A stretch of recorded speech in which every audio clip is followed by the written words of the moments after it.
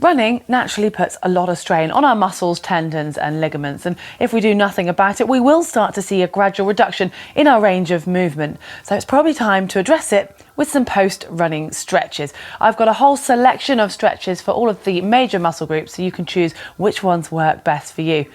It is time to grab our mats and get started.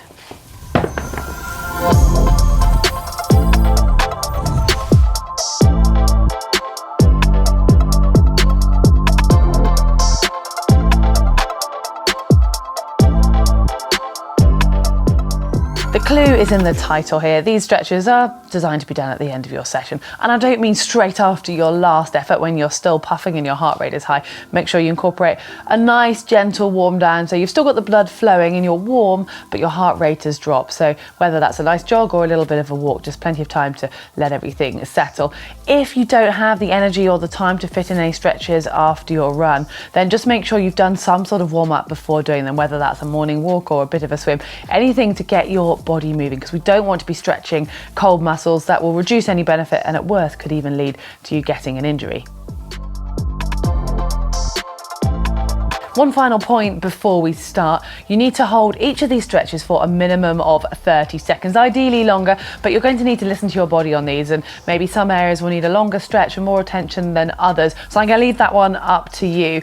And I'm showing you a selection of stretches, so again, work out which ones really sort of get into the spot for you. Pause the video if you need to, and then catch me back up for the next exercise. And finally, just make sure that you obviously repeat on both sides, because I'm only going to be showing you one. I'm going to start at the bottom and work up. Not your actual bottom, we'll come on to that later. We're starting with the calves. And this first one, it's a nice simple wall stretch. So you want to stand with a wall in front of you. Imagine you're the wall with your hands up against it. And then you're going to take a step back with one foot. So you can feel already just a mild stretch down the back of that calf. You then want to push that back heel down onto the ground until you start to feel the stretch. If it's completely on the ground and you're pushing into it and you're still not feeling a stretch, then you can try just simply taking that step or that foot a little bit further back behind you. So you're increasing the angle or making it more acute between your foot and your shin, and you should then start to feel it. Try and do this one barefoot as well, because a lot of trainers will have a heel toe drop, which will decrease that angle and take out some of the stretch. And start off by doing it with that back leg, the leg you're stretching, having your knee straight. That will really focus on the gastrocnemius muscle, that bigger sort of calf belly. And then if you put a bit of a bend in that knee, you'll feel the stretch move further down your calf, and that'll be moving into your soleus muscle. So those are two separate stretches, so make sure you hold them both for the time required on both legs. And one final variation to really focus on the plantar fascia, so that fascia underneath your foot and those deeper, smaller calf muscles, is to stand up against a wall so that your toes are touching the wall, and then with one of your feet, just actually lift it up and place it down so that your toes are against the wall, bending slightly backwards. So you're basically stretching the underside of your toes with your foot still flat on the ground, and that will already start to feel a real stretch under your foot. And if you want to intensify that and add in those deep calf muscles, you can put a slight bend in that knee until you feel the stretch there. This area might not need any attention on your body, but it's still worth checking to see if your tibialis anterior, that muscle down the front of your shin, is tight. And it's a slightly unusual stretch and it might not work, but give it a go. It's really simple. You're basically needing to kneel down with your toes stretched or flat out behind you, and then just leaning onto the fronts of your shins. And if you do a lot of downhill running or running on hard surfaces, you could feel this muscle being a little bit tight. And if this doesn't work for you, then maybe play around with doing a bit of foam rolling on the soft tissue part of your shin, so not the bony part, the bit just next to it. Let's move things up to the large muscle group, the quads at the front of your thighs. And as the name suggests, they are made up of 4 muscles working together. So you might need to play around with these stretches to work out which area is tighter and which needs more focus for you. And this first exercise is super simple, but there's a few very key attentions to detail that are required to make sure you get the stretch correct. So start off by standing on one leg, and it's not a balance exercise, so if you've got a wall or something handy, feel free to hold onto that with your spare hand.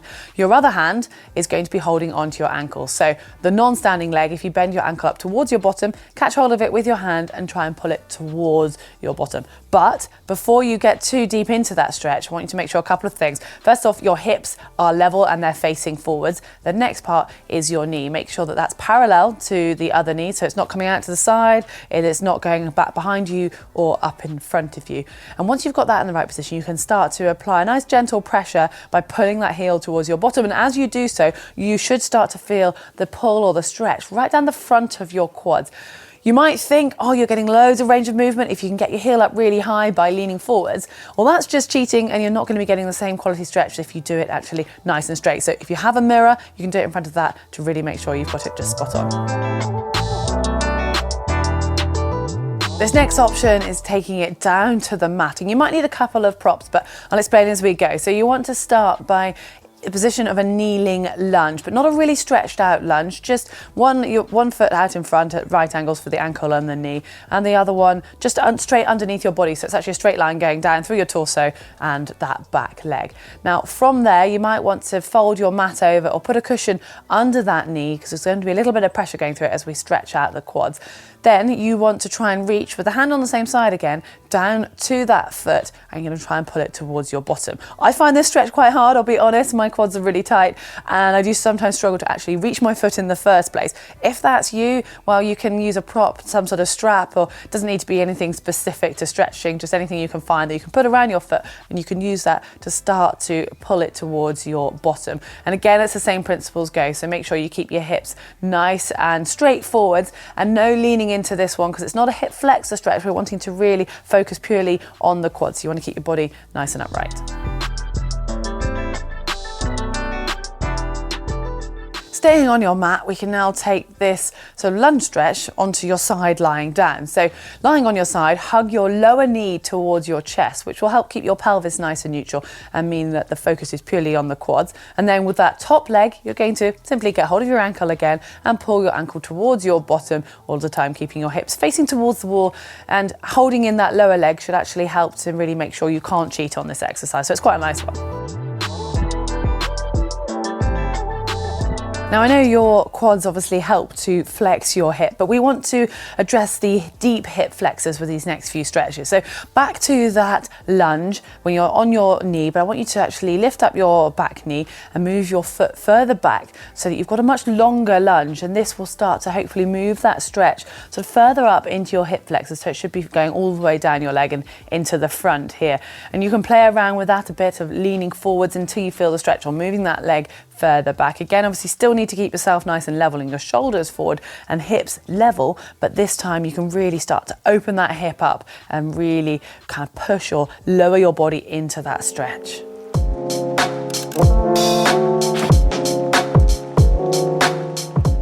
For those of you who are up for a bit of a challenge and want another variation of this stretch, well, here's one for you.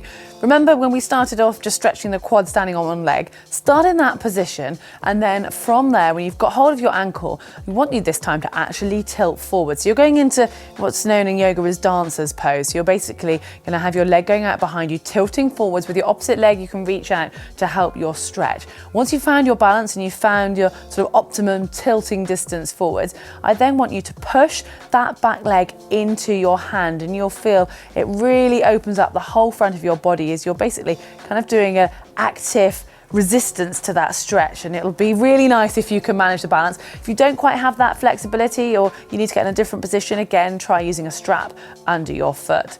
And then the final variation is on the mat, you might be pleased to know. It's a kind of slightly kinder one, I suppose, because you need to lie face down. It's not a complete rest, but from here, you need to hold onto your ankle behind you. And if you can do both at once, then I find that's even nicer stretch, because it means everything's nice and symmetrical. Get hold of those ankles in your hands. You'll naturally feel your shoulders getting pulled back already. But from here, try to push your feet into your hands, so you're basically almost making yourself into a bit of a curved shape, and it'll stretch everything from the sort of front of your body right the way through down to your quads and hip flexors.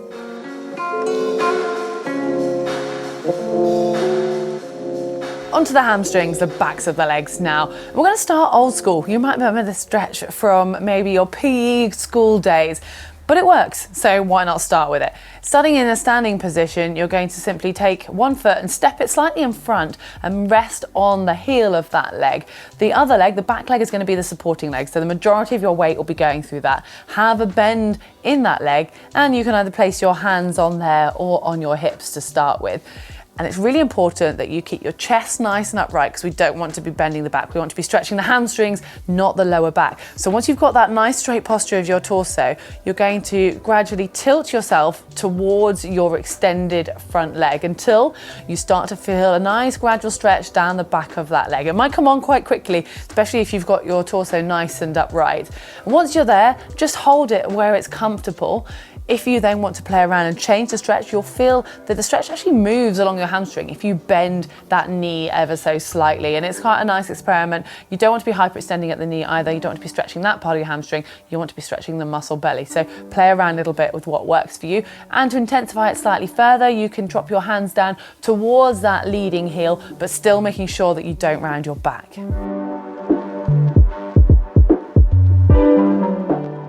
I apologise, I think I might have led you guys on a little bit at the start when I said roll out your mat, because this is yet another standing stretch that's going to involve a certain amount of stability and core.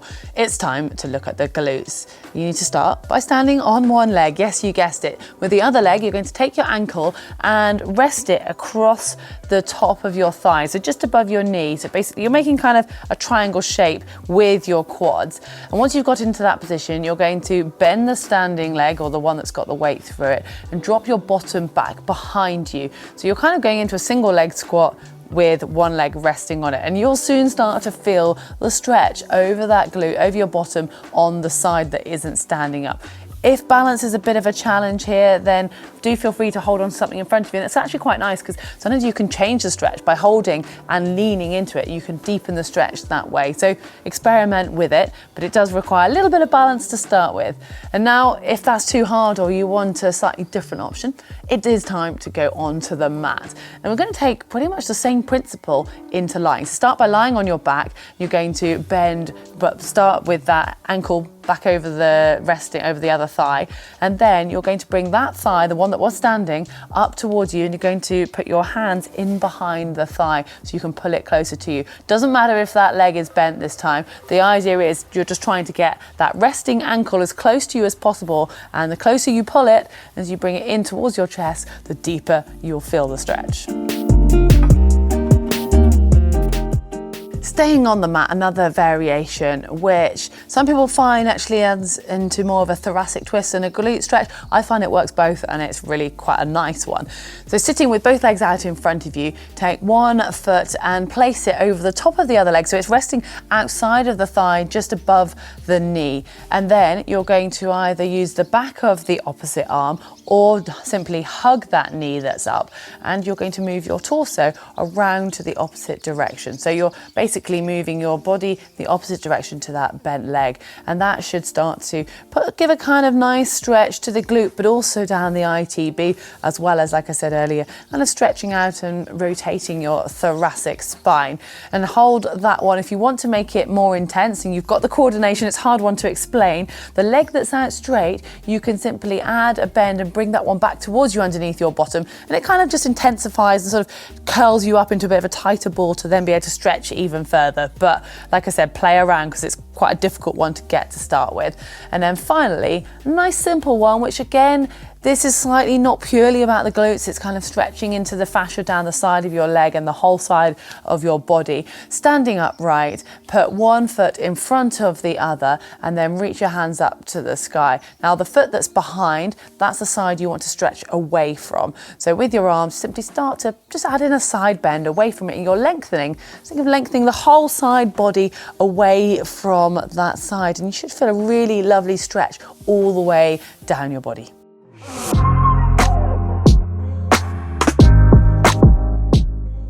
I'm being kind. These last few exercises are all on the mat.